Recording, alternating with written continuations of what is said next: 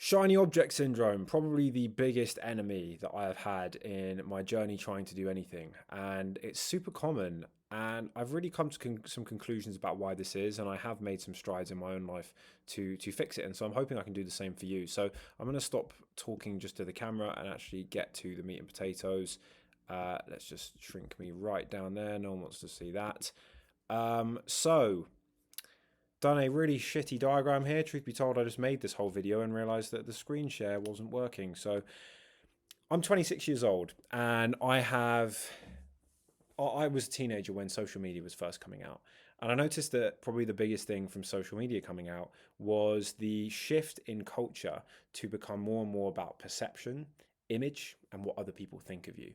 And so the byproduct of this is everybody starts becoming quite obsessed with outcomes in their life. It becomes no longer about, oh, I really like this and want to keep doing it. It becomes, oh, no, I need this outcome. This outcome will fulfill me. This will complete me. And then because it will complete me, that's all I want. And so that's supposed to be what this is representing. This is supposed to be a medal. I'll admit it looks nothing like a medal. Maybe let's just kind of redo it there. There we go, medal. Woo, woo, woo.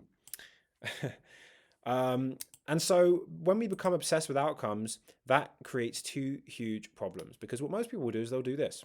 So let me just move this here. What the fuck? Let's just move this there. So this is the cycle most people go on, right? They come in, they're like, oh, cool, I've had this idea. I want to better myself. I want to make more money. I want to be in better shape. I want to be more happy, whatever the fuck it is. They'll be like, cool, let me go on Google, YouTube, X, whatever. And they'll go and be like, okay, how do I make money or how do I lose weight? And they'll find something they eventually like or something that grips them. They'll try it, they'll take action, which is represented by A. Naturally, they'll run into some sort of failure, which will happen regardless of what you pick. And then they'll be like, oh, this isn't really what I wanted. This isn't really what I was imagining. And then they'll go back to the beginning and round and round and round we go. Super common. And really, the process of improvement always looks like this. You start off unhappy or not in the place you want to be. You pick something to try. You fail.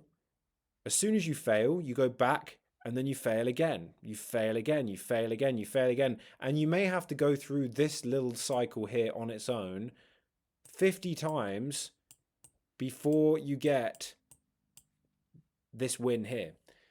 Now, here's the extra bit that people forget or don't take into consideration.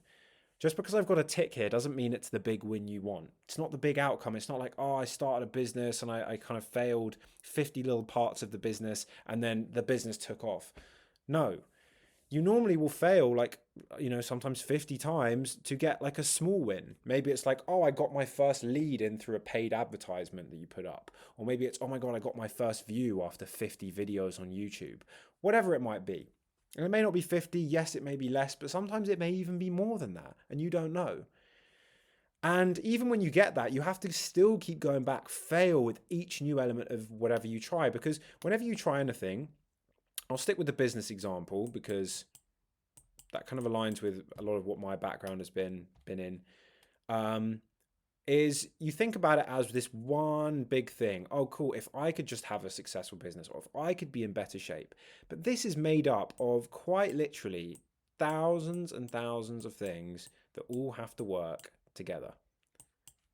And the problem is that most of us will try and solve all of them at once or expect that if we solve one, the whole puzzle is complete. And that, unfortunately, is just not the case.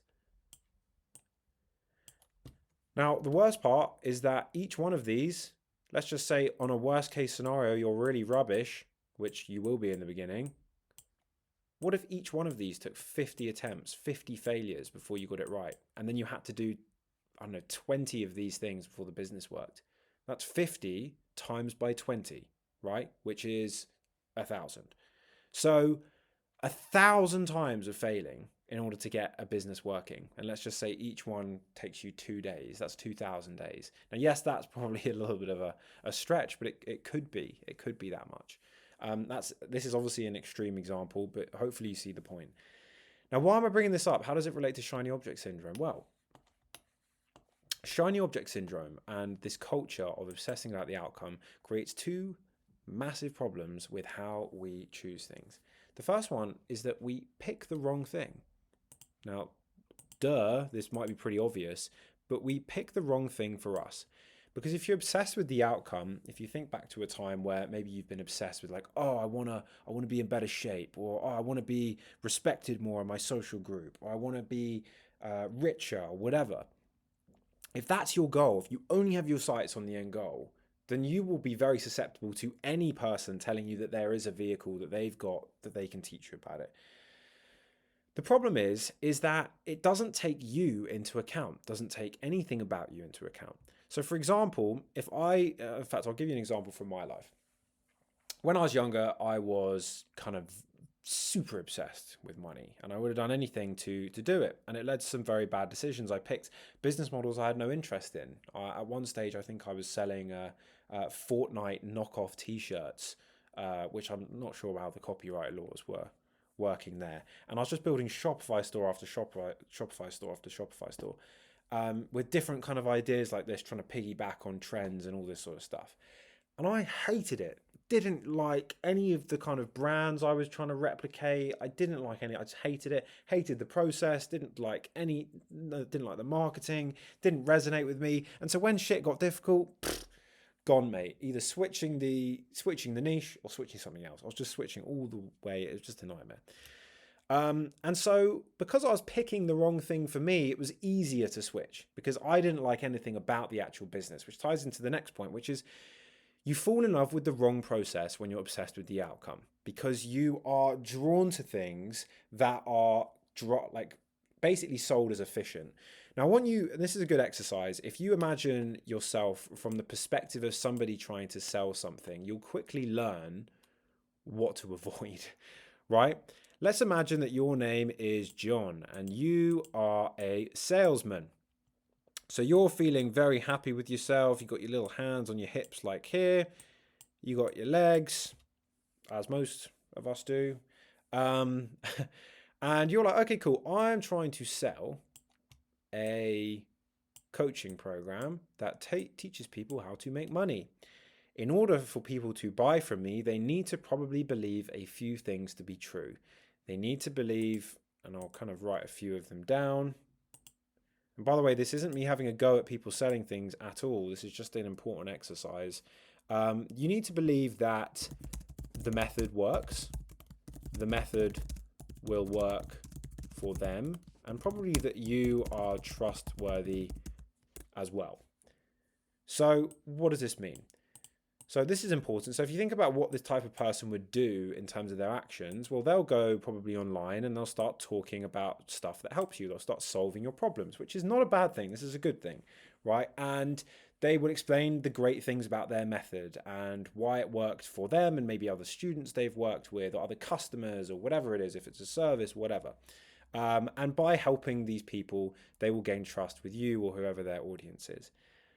But because their job is to make their method seem great, they are constantly going to be putting in front of you the benefits of what they're doing. They're always going to be pushing things like, oh, this AI automation agency is great. You can get AI to do most of the work. Or, oh, you can start this social media marketing agency and you can just outsource the work to a contractor in a cheaper country and then basically make money from the arbitrage of that or whatever.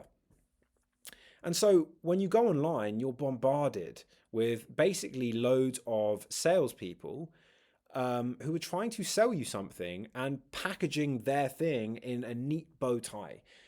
Which, if you think about it, even saying it out loud, you may already be realizing that it's no wonder that we picked the wrong thing because we all want an outcome. And if we're desperate for an outcome because our society and culture rewards an outcome and we're surrounded by people who are selling their outcome as the best, of course, it's going to be unbelievably difficult to stick at one thing. That's assuming we pick the right thing, right? But then when we actually do pick something, so let's say we fall in love with this case, it's, an AI automation agency. Oh, dude, like, AI, your job isn't going to be replaced by AI, but, someone using AI will. That seems to be the buzzword in that space. And again, I'm not slagging these people off at all. Like this has a genuine use cases if you use it properly. Like, it's great. But in this case, let's just say you're someone who hates computers, you hate tech, you hate code. And don't get me wrong, you're never going to love something straight out the gate, every single part of something. But if you hate the fundamental thing that this business involves, that's probably going to be a bit of an issue, right?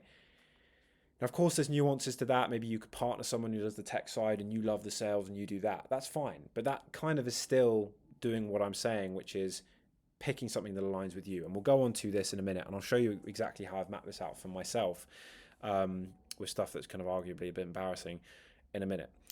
So once you have this, so you go ahead and do this AI agency, you want to do it all yourself. You're like, oh, cool, this makes sense. It's efficient. Like, I don't want to have a business partner because I want to keep all the cash for myself. You know, you start thinking about tax problems before you've made a single dollar, all these other kind of classic beginner mistakes that a lot of us make whenever we start mentally masturbating over the future. But you get into it and you realize that there are all these problems. Yes, they've sold you a dream in a sense. And even if they have told you, oh, don't, like, it's not all it's cracked up to be, remember, it's going to be difficult. Your brain doesn't pay attention to that because it wants to focus on the reward. And so it's going to say, oh, yeah, I'll be fine. I'll figure it out, whatever. The problem is when you actually go and do it, you're like, oh, shit, like, I have to set up like this computer setup, then I've got to kind of learn a little bit of code, even if ChatGPT is doing it for me. Then I've got to kind of debug, which will represent with a D. Then I've got to talk to customers, which I hate. Then I've got to kind of manage the systems and troubleshoot. So many things and more. And you're like, God, this is shit. You know, this is really shit. I just feel like I'm doing this like my soul is being sucked from my body.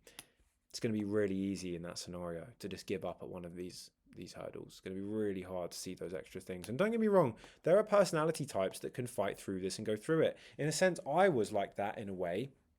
And I was quite lucky because I was kind of violently obsessed. Like, I was obsessed and had this burn inside of me that I just felt so uncomfortable if I wasn't doing something, and I just had to be doing it.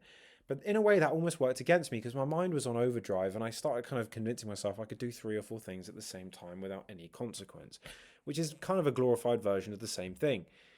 Now, don't get me wrong, I stuck with two, maybe 3 things over the last 8-9 years, which have been my big things. But I could have saved myself so much headache if I'd just gone through the process I'm about to show you beforehand.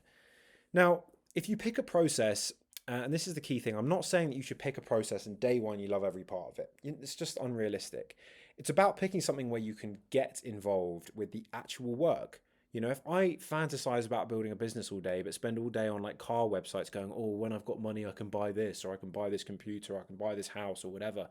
That's just mentally masturbating. That's nothing to do with actually getting it. In fact, that chase of just the money is what is moving you away from the money. Not some kind of woo-woo spiritual sort of stuff. Like, it's just a fact. If you're obsessed with that, it's going to be difficult. Brings me back to a story that is one of my favorites at the moment on this topic, is about a samurai master. And a student goes to the samurai master and he says, look, I want to be like you. I want to be a master. How long will it take me to become like you? And the master says 10 years. And the student says, okay, but what if I do twice as much work as everyone else? I'm your most dedicated student. I'll do everything and more. And the samurai master says, okay, 20 years. And the student says, well, how's that possible? Which, is a fair question. And the samurai master says, because if you've got one eye on the goal, you'll only have one eye for the process. And so it will take you twice as long. And it's so true, because most of us are so obsessed with the outcome that, ironically, in our chase to get something quickly, we end up getting it slower than everybody else. And I think this is also another reason why it's quite common for people who have lower IQs to be more consistent than people with really high IQs. Because if you've got a really high IQ, you're really good at analyzing and assessing risk.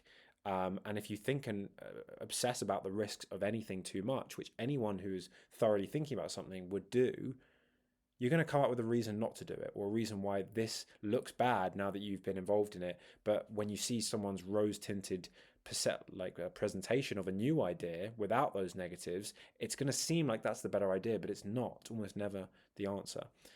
And so what's the solution to all of this?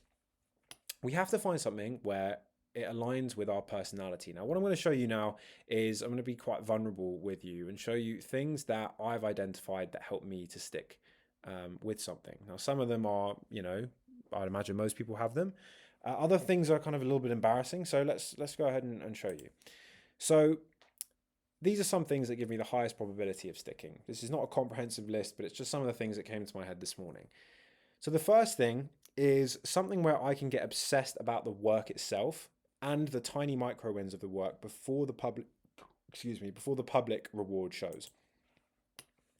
Essentially, these little wins here on each cycle, can I get obsessed with that rather than the outcome? Because I may have to go through this cycle hundreds of times before I ever get a big result. And that big result is going to be stacked on top of hundreds of small wins.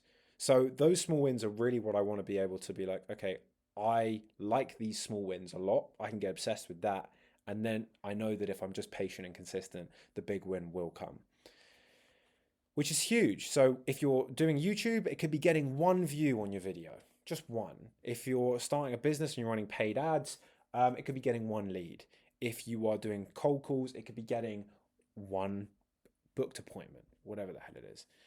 If you're going to the gym, it could be going to the gym for a minute and then the next day 2 minutes. Anything like that, you get the idea. Next one's a bit embarrassing. Ideally something that gets recognition to flatter my ego. So yeah, a bit embarrassing, but I think it's really important when really trying to find something where you've got a high probability of sticking with it. You want to stack all of the chips in your favor, or as many as possible. And whilst we all may like to think of only the positive motivations we have, like, oh, I want to, make money so I can buy my parents a house, or I want to get in shape so that for my health, rather than the kind of darker side of, oh, I want to get in shape so I can get laid more, or the dark side of making money, oh, I want to get richer because I want people to respect me more, because I was kind of, tormented as a kid or whatever the fuck, I don't know. But acknowledging the kind of the light and the dark and picking something that aligns with both is going to give you the best chance of sticking with something and picking something that is the best model for you. So that's just one that came to mind. There are obviously others. And, in the context of this channel, for example, I like to make things public and yeah, I don't know. Yeah, weird one. Next one is something that has low startup friction. So the classic example of what I'm doing now, I'm using my iPhone as a camera, I'm using my laptop, and I've got a fucking Google Sheet, a Google Doc up. That's it. I haven't exactly got a perfect lighting setup. I'm in my living room, like nothing. It's like it seems almost stupid. But it's important because the harder it is to start and get into it and stick at something, it gives you more reasons to quit.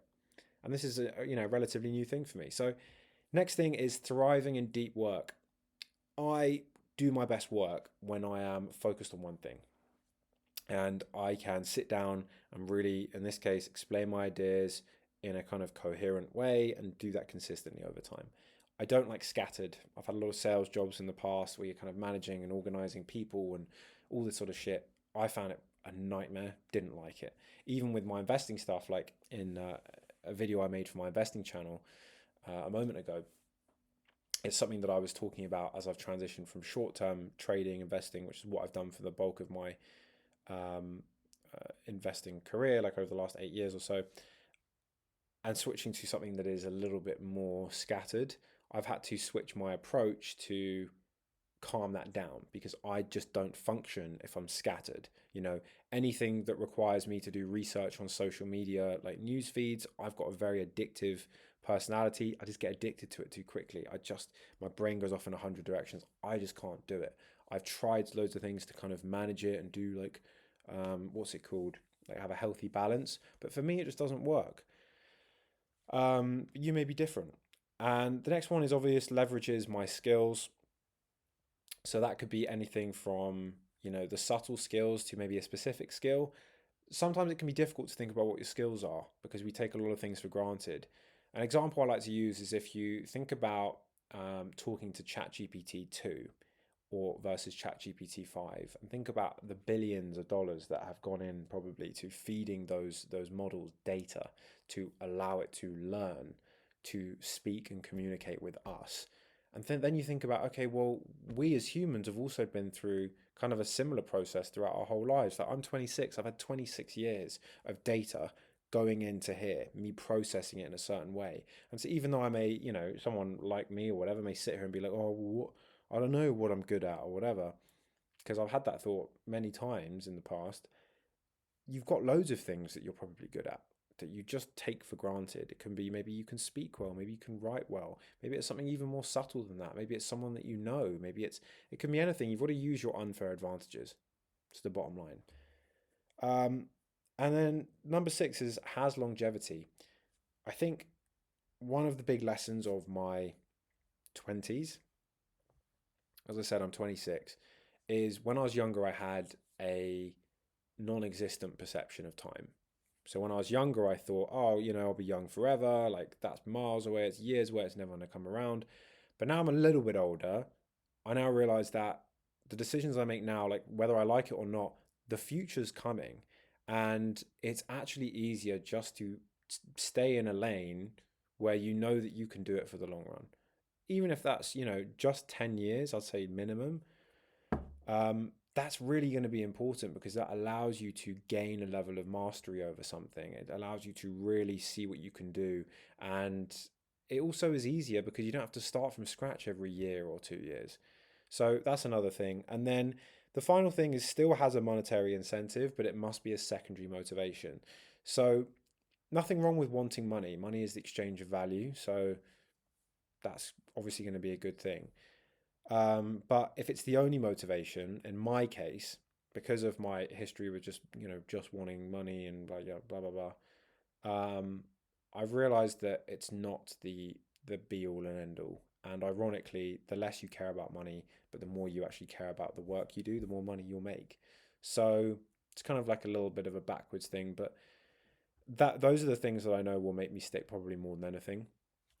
And so I'm baking these into what I'm doing at this point in time. Like I've realized that I really like making videos like this. I really like helping people. I like psychology, I like kind of the deeper ideas of the world and science and all this sort of stuff. And I don't know where it's going to take me, but I just know that I enjoy making these videos. I'm going to try and keep making these videos better and keep making my commentary on these sorts of things better and trying new things. And as long as I stick with it and improve a little bit each time and do it consistently, then there's no reason why it shouldn't do well. Um, but yeah, so I appreciate you watching. I know that it's well, I just hope you found it helpful and appreciate your time and hopefully see you in the next one. Take care.